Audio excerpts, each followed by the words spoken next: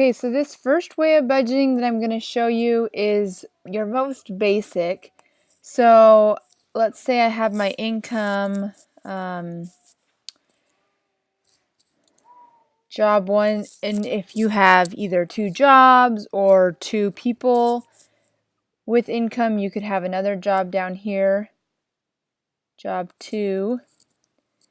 And then also another hint, if you see how my fast offerings is coming over the edge, if I go up here and just double click, it'll automatically move it over so that it fits. Or you can also just kind of drag it however big or small you want it. So I'm just kind of going to make up some numbers here. And then you have your expenses, tithing, fast offerings. These will change depending on the person. So those are just some things. So if I want to insert, I can right click and then insert another row, and this I can have my total income, and I'll do equals sum of these two, and I'll just highlight it in parentheses, and there we go. So now tithing is going to be 10%, so 600, say 60. I'm just kind of making up numbers.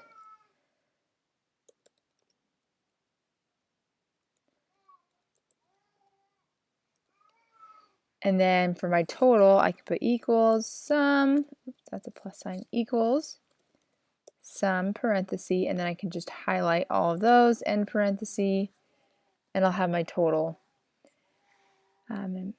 Now for tracking your expenses, you need to do it at least weekly. So let's say, okay, the first Sunday of the month I always pay my tithing. So I paid all of my tithing in the first week.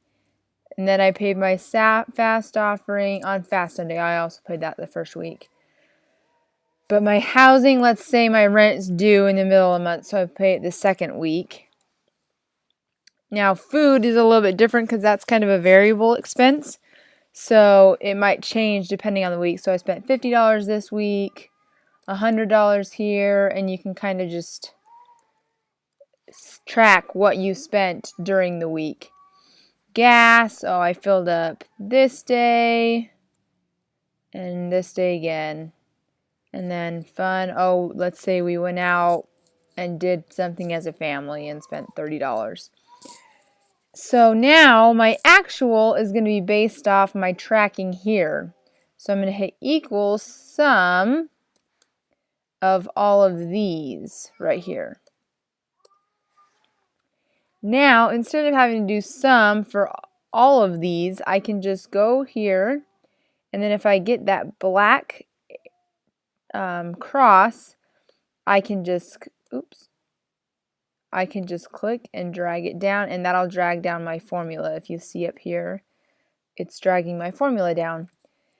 Now my remaining, you don't have to do this, but I like to. It kind of tells you how much money you have left. So I'm going to do my planned minus my actual, and then drag it down. And that just gives you an idea of kind of how much you're spending if you've gone over. Like, oh, look, I still have $20 in my fund. Or if we changed around numbers, let's say we spent $50 here, then it tells me I went over budget $30. And then I also like to drag this over as well. And this number right here tells me overall if I was over budget or not. So, even though I went over budget in this category, I saved money in my food and gas, so I still am under budget total, if that makes any sense. So now, another thing, if I want to change like the currency, so I want all these in dollars, some of them have a shortcut here where you can just click that. If you're in a different country, you can choose those, or you can go to more accounting systems and it will bring you here. Another way to access it is to go to right click and then format cells, And that'll bring up this, so you can go to currency, and so you can change. They have all these different different countries, different currencies. And then you can also, instead of having it negative, you can have it turn red if instead of being negative. So you'll notice, oh, well, I went over $30 in this category, so it turned it red. So that's the kind of your most basic. I hope that one helps.